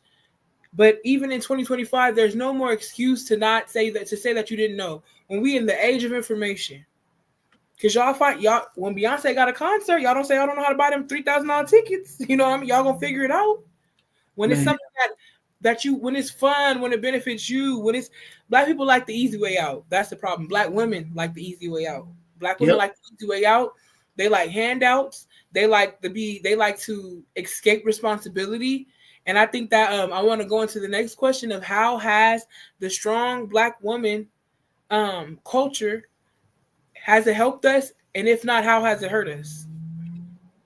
Has it helped us?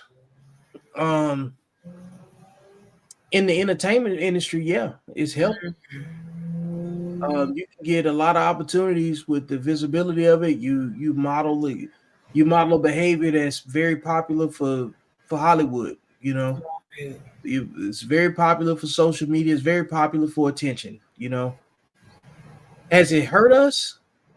Um, Look at the kids. That's the best way to answer the question. Right. What have our if our children are doing better, then I'd say, yeah, we need to keep this up. But if our Mm, children are doing worse, we might need to revisit what we're doing. right. It's How something. No, go how ahead. how do we encourage accountability and healing without turning it into a gender war? Hmm. I think we need to take the same advice that we would give kids. Right. I think we need to start. We need to start there first. That's like my go-to for that. Most things that require adults to fix themselves require. I always say this, man. Black women don't get offended. Well, I if you want to hear black women be offended, bring up something that deals with their emotions and something that deals with their sexual discipline. Mm, So let me give you a scenario. You pull up to the school, you drop your kids off, and you tell them three things that they need to be aware of. And if they're unsure, call me before you make a decision, right? You leave the school, the principal calls you later on that day. It says your kids did X, Y, and Z. The three things you told them not to do. And then you get with your kids and you say, hey, why did y'all do this? And then your kid look you dead in the eye and says, well, you didn't say nothing to the white kids. mm, That's right. what that's what black women do when black men share their opinions or in an even exchange. They say, you didn't say nothing about Becky. You didn't Mm, say nothing about the Latino lady, come the on. the Asian lady. Now I'm talking about you. I don't deal with them. They'll talk about, well, your mama black. You know what I'm saying? Your mama look like this. I'm talking about you. Right. Because we can't do that. Now think about if a man responded that way.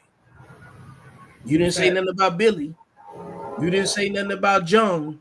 You Right. didn't say nothing about Harpreet. You know what I'm saying? We Right. can't do that. You know what I'm saying? Because we get held accountable for the choices that we made, and it usually comes with some sort of legal or financial obligation for restitution. You know, so I think we got to give.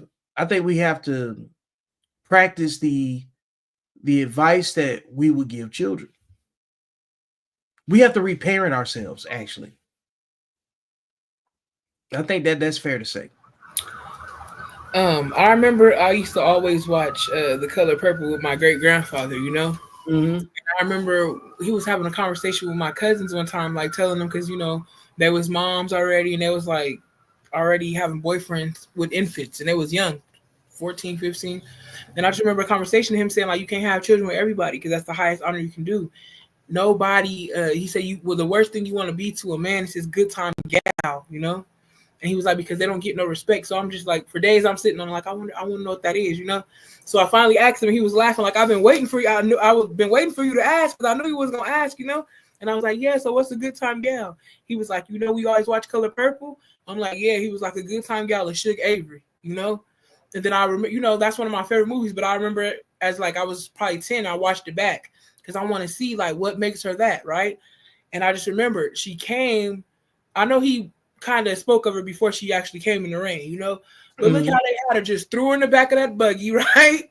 Legs up, drunk, raining on her. I'm like, I'm just thinking of this as a little girl. Yeah. She said, as a little kid, I'm like, I don't know what sickness she had, but I'm thinking she drunk. Herpes. But then they also talk about her STDs and her kids having different baby fathers, and then we talk about the 1930s. You know what I mean? Your own pastor of a daddy, and I as a grown woman, I have respect because you're not gonna mess up my family and the things that I've taught you living the way you want to live. He cut her off, Yep. And I feel like that a lot of Black people don't do that. They don't never want to take the bad apples because there's so many bad apples. But what is the experiment that we see with the fruit? If you have a spoiled fruit with healthy fruit, what's gonna happen? You know what I mean? Don't poison the whole batch. Being embarrassed, and even when they was at the table, you had her your way and I had her mine. You know what I mean? Men laughing like that's how the brothers they slapping five over it, But she shunned from the community until she got married and started living like she knew how, like she had some sense. You know what I mean? Yep. And it just makes me kind of sad today because in 2025, there's so many Suge Averys. I know you see my post the other day. There's so many dashikis, and I was about what when I watched that movie. That's one of my favorite movies too, as a kid. But I did not want to be dashiki. She had a full white kid, and of course it's satire, so it's gonna be real. She has a full white kid, full Chinese kid, sprinkle it, chocolate and light. But I'm saying like, I did not want to be a dashiki as a little girl. Like I knew the movie funny, I'm laughing, hee ha ha ha. But that was just so disgraceful and distasteful for me as a little girl. And in 2025, there's dashikis everywhere. You know what I mean? In the Black community. For somebody to be a Felicia Rashad in 2025, they're going to spit on you. You know what I mean? They want you to prostitute yourself. They want you to mutilate yourself. You know what I mean? Because they want you to be reduced just like them. Right. You know what I mean? It's sickening. It's sickening. It's disgusting that we have failed so far from grace. So when women, because I know that they collectively always ask me, why are you so hard on the women? Why is the women the women? Because like you said, I care. I know what a community looks like with beautiful, strong, graceful, feminine women. I know what a community looks like. I know how well behaved and well mannered. I know what those type of households produce when it's a mother, a real mother, an accountable mother, a traditional mother. I know y'all hate tradition, but we're going to take it back. Because history repeats itself. You know what I mean? A traditional mother that stands 10 toes down and teaches her children, first and foremost, we're not going to disrespect daddy in this house because he's our provider. You know what I mean? A lot of Black girls need a reality check because their mom it's a fork in the road when you become 13 or 14. And a lot of mothers are telling them to come down my road, even though they know what it's going to look like. This is a barbed wire road. This is a roach-infested road. This is a dangerous road. electric Bob Briar Finch type shit. You know what I mean? But I want you to follow me instead of saying, you know what, go down that way, because I already know what this way is nothing good for you down this path. But still, they parent out of narcissism too, because my mom always said the goal is for your children to be better than you. That's what the goal for every black mama should be. You know what I'm saying? Mm-hmm. But sadly, the goal is you're not gonna outdo me. The same way they do their friends, the same way they be competing with their men. Yep. So it's like the black mom is responsible for this family being dysfunctional. Yep. And having no emotional regulation, and can't nobody tell her shit about her kids, not even the man who helped her make it. That's the problem. Look, that is a great stopping point right there, because we can come back and nail that, because what I want to do is capture this show in under 2 hours. Okay. And wrap it. So for everybody that's paying attention, I want you guys to leave a 1 in the chat, and let me know that you're rocking with the content. We're gonna take a quick break, reset, and then we're gonna get some more questions answered. Okay. But I'm gonna shut the show down for right now, and we'll see you soon. This has been another episode of Beyond the Algorithm. Make sure you like, share, and subscribe. Go get the book. And most importantly, I will see you beyond the algorithm. That's where life actually happens. Later.